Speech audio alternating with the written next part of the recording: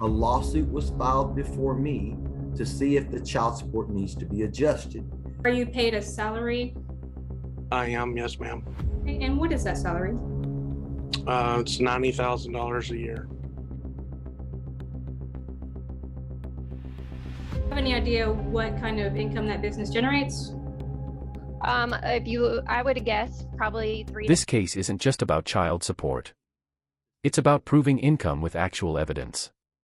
The mother believes her ex is hiding millions through multiple businesses. But suspicion alone isn't enough in court. Without facts, even the strongest accusations fall apart. Carpenter and Mr. Joshua Birch, please raise your right hands. Do you solemnly swear the testimony you're about to give is the truth, the whole truth, and nothing but the truth? Yes, sir. Yes, sir. Thank you. You can both put your hands down. Okay, how old are your children? They are 12 and 14. Okay, and the current order in your case from 2017 has the child support set at $1,925. Is that correct? Yes. Okay, and Mr. Birch was also ordered to carry the health insurance for the children in that order? Yes, which is what I asked, which that has been, I guess, resolved and not a part of this. That was my priority. Now, yeah. Instead of first-hand knowledge, the evidence comes from LinkedIn searches and second-hand claims. That's a major problem in any courtroom. Judges rely on verified facts, not internet research. And this mistake changes the entire direction of the hearing. Do you know if, do you know where Mr. Birch works? He works at East Texas Truck Center. Okay. Do you know how much or how long has he done that? I really don't know. I mean, it's been several years now that he's owned it. I would probably guess, if I was to guess, probably 5 to 7 years. Okay. And you said that he owns that business? Yes, he also owns other businesses as well. I'm not really fully aware of what all businesses that he does own. Okay. But I do know for a fact he does own East Texas Truck Center, and he does have a business in Nacogdoches and a business in Baytown. Okay. Is the East Texas Truck Center, is that his main source of income? Yes. Okay. And you said that he's the owner of that business? Yes, that's correct. Do you have any idea what kind of income that business generates? I would guess probably 3 to 5 million. I did submit, and I'm not sure if you received it yesterday. I did get online and look at the appraisal districts for his property values. Did you receive that? I did receive it. Okay. So as far as his property values, which like I said, I can't state as to far as his revenue because it is an LLC and the financial information is not available. But I will say, like, as far as property owned in Baytown, per the appraisal district, it's 1.1 million. In Nacogdoches, he owns 5 properties, 3 of which were just acquired in December 15th, 2021. Ms. Carpenter, stop. Yes. Ms. Simone, I need you to ask questions. Yes, sir. Thank you. Sorry. Okay, you said that he owns other businesses. Do you know what the businesses are, or what the name of the businesses are? I can, if you look at his LinkedIn accounts. I don't have that available. Sorry. Okay, I'm pulling it up right now. She doesn't even know the name of the businesses, yet still wants a cut from them. She did none of the work, but wants to reap the rewards simply because they had kids together. This behavior is truly disgusting. Thankfully, Judge Webster is going to shut her down before she even gets the chance to pull it up. So, Ms. Carpenter, this information that you're about to give me is something that you're looking up from somewhere else? The businesses owned is just from his LinkedIn account, President. Carpenter, you don't know. Now the father finally gets to explain his finances. Owning part of a business doesn't automatically mean massive personal income. His testimony begins separating business assets from actual earnings. That's a distinction many people misunderstand. And it's exactly what the judge was waiting to hear. You don't know this information personally. This is just information that you're searching on the internet for. And also my 14-year-old has told me as well. Okay, so you can't use that information. Okay. Move on, Miss Simone. I'm going to go ahead and pass the witness. Okay. Yeah, let's see if you can find somebody that actually has direct knowledge of what it is that you're trying to do here. Yes, Go sir. ahead. I will call Mr. Birch. Mr. Birch, would you state your full name for the court, please? Joshua Paul Birch. Okay. And you're the father of Aubrey and Adeline Birch? That is correct. Okay. And are you currently covering the children on your health insurance? Yes, ma'am, I am. Okay. And can you give me the cost of that? $315.97 per month per child through Blue Cross Blue Shield. Okay. So $631.94.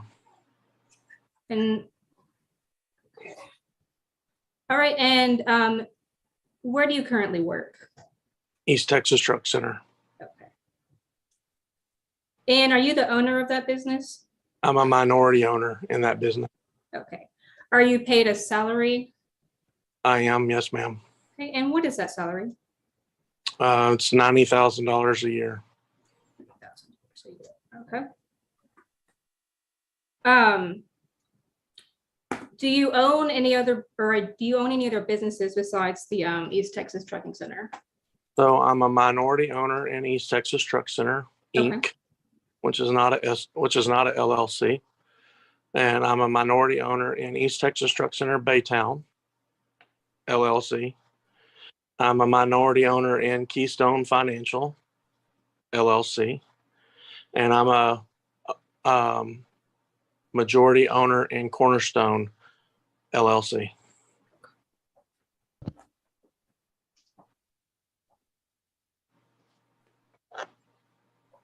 Do you receive any other type of revenue from East Texas Truck Center besides your salary? No, ma'am. Unless there's a dividend given, but we haven't given dividends. Okay. Do you make any income from the Keystone Financial? No, ma'am. There's no salaries or dividends given. Everything now comes down to one question. Did anyone actually prove the father's income increased? After hearing both sides, the answer becomes obvious. The burden of proof was never met. And the judge wastes no time delivering his decision. Dividends given from that either. It's a startup company. And do you make any income from Cornerstone Financial? No, ma'am. Same thing. It was also established last year. Okay. And you said Keystone, when was that established? Keystone was actually established in 2000. I thought you said Keystone the first time. My Yeah, apologies. I did. I'm sorry. Keystone was established in 2018. Okay. I'm a minority there as well. And you have not received any income from Keystone to the state? No, ma'am. Okay. I'll